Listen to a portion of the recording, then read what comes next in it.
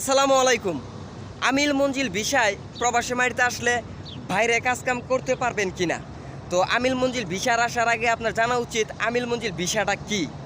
তো আসার পর আপনি কাজকাম করতে পারবেন কিনা।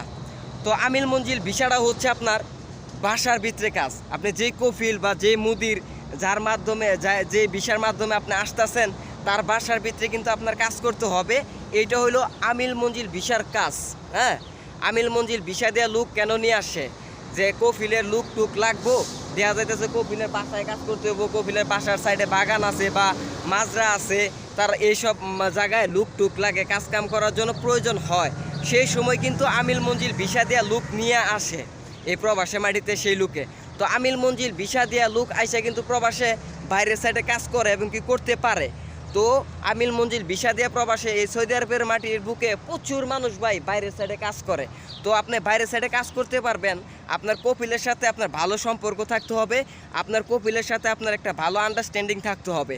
আপনার কপিলটা আপনি বলবেন যে আমি দেখ তোর আমিল মঞ্জিল ভিসা আমি যামু, আমি কিন্তু বাইরের সাইডে কাজ করবো, বাইরের সাইডে কাজ করবো, তোরা আমি মাসে মাসে ফায়দা দিমু, আমি নিজে আকামা বানাই নিমু বা আমি নিজে কাজ কাম খুঁজে নিয়ে বাইরের সাইডে কাজ করবো। তখন যদি আপনার কপিলে রাজি হয় যে ঠিক আছে তুই নিজে নিজে কপি আকামা বানাই লবি, তুই নিজে নিজে কাজ কাম খুঁজে লবি, তুই নিজে নিজেই আর আমারে মাসে মাসে কিছু টাকা ফায়দা দিবি, তাইলে তুই বাইরের সাইডে কাজ করতে পারবি।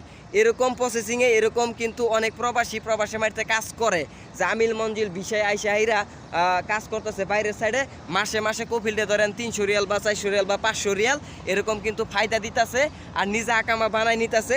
তারা কিন্তু আমিল মঞ্জিল ভিসা দিয়ে আইসা এ প্রবাসে বিভিন্ন জায়গায় কাজ করতেছে। কারণ আমার এক বন্ধু হোটেলে কাজ করতেছে আমিল মঞ্জিল ভিসা দিয়ে আইসা, সে মাসে মাসে 300 রিয়াল করে ফায়দা দেয় আর আকামা নিজে বানায় নেয়। এভাবে কাজ করতেছে প্রবাসে আইসা আমিল মঞ্জিল ভিসা দিয়ে। আমিল মঞ্জিল ভিসা দিয়ে আপনারা কাজ করতে পারবেন, তবে কফিলের লগে আপনার একটা ভালোভাবে মানে বুঝাইয়া বলতে হবে, দেখ আমিল মঞ্জিল ভিসা আসলে তো বেশি টাকা আহামরি বেতন দিব না, আপনার অল্প টাকা বেতন দিব। আর মনে করলেন ডিউটিও আমিল মঞ্জিল যদি আপনার আমিল মঞ্জিল ডিউটিও মনে করলেন যে 8 ঘন্টা 10 ঘন্টা এরকম হয়, 8 ঘন্টায় বেশি হয়, বাসা বাড়ি কাজ কাম করায়। তারপরেও অনেক মানুষ এই আমিল মঞ্জিল ভিসার কাজ করার পরও বাইরের সাইডে যা অনেকে কাজ করে। তো আপনি যদি ওই কফিলের আন্ডারে কাজ না করতে চান, কফিলটা যদি একটু আপনি বুঝাইয়া শোনাইয়া মানে আপনি মানে ফায়দা দিবেন এইসব বুঝাইতে পারেন, বা আপনি অন্য বাইরের সাইডে কাজ করবেন, আকামা নিজে করবেন, এসব যদি বুঝাইয়া বাইরে যাইতে পারেন, তাহলে কিন্তু আমিল মঞ্জিল ভিসা দিয়ে আপনি ভালো টাকা ইনকাম করতে পারবেন প্রবাসে।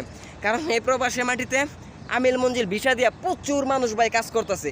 এই আমিল মঞ্জিল ভিসা দিয়ে আইসা মাজরার কাম করে বেশি, তারপরে এই যে আপনার রাজমিস্ত্রির কাজ করে বেশি। মানে আপনার যদি লুক টুক থাকে তাহলে কিন্তু আপনি বাইরের সাইডে বিভিন্ন জায়গায় কাজ কাম করতে পারবেন এই আমিল মঞ্জিল ভিসা দিয়া আইসা। তো আরেকটা সমস্যা হচ্ছে কি, আমিল মঞ্জিল ভিসা দিয়া যদি আপনি বাইরের সাইডে কাজ কাম করলে একটু রিস্ক হয়। কেমন, যেমন যদি আপনার পুলিশে ধইরা ফেলাই দেয় বা কিছু হয়, তাহলে কিন্তু একটু ঝামেলা হইতে হয়।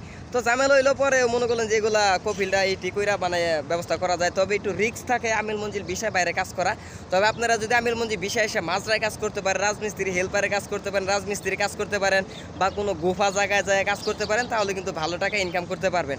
তো আমিল মঞ্জিল ভিসায় আসলে আপনারা বাইরের সাইডে কাজ করতে পারবেন, কোনো ঝামেলা হবে না। তো আপনার কফিলটা সেটা বুঝায় বলতে হবে। এভাবে কিন্তু অনেক প্রবাসী আমিল মঞ্জিল ভিসায় এসে কাজ করে। কারণ প্রচুর মানুষ আমিল মঞ্জিল ভিসায় এসে ওই যে 700 রিয়াল 800 রিয়াল লাগে আকামা করতে বছরে, আর মাসে মাসে কফিলটা ফায়দা দেয়। এরকম করে কিন্তু আপনার বাইরের সাইডে কাজ করতেছে মাজরার সাইডে অনেক প্রবাসে আইসা। তো আপনারা যারা আসবেন মাজরা আমিল মঞ্জিল ভিসা দিয়া, তারা মনে করেন যে আসার আগে যে যার মাধ্যমে আসবেন তারা বলবেন যে আমি বাইরের সাইডে কাজ করবো। তো বাইরের সাইডে কাজ করতে কি কফিলে দিব কি দিব না এইটা যাই না শুনে, তারপরে আপনার প্রবাসী মাটিতে আসলে খুব ভালো হবে। তো আপনারা যারা সকলে আসবেন দেখে শুনে বুঝা প্রবাসী মাটিতে আসবেন। তো আপনারা সকলে ভালো থাকেন, সুস্থ থাকেন, আল্লাহ হাফেজ, আসসালামু আলাইকুম।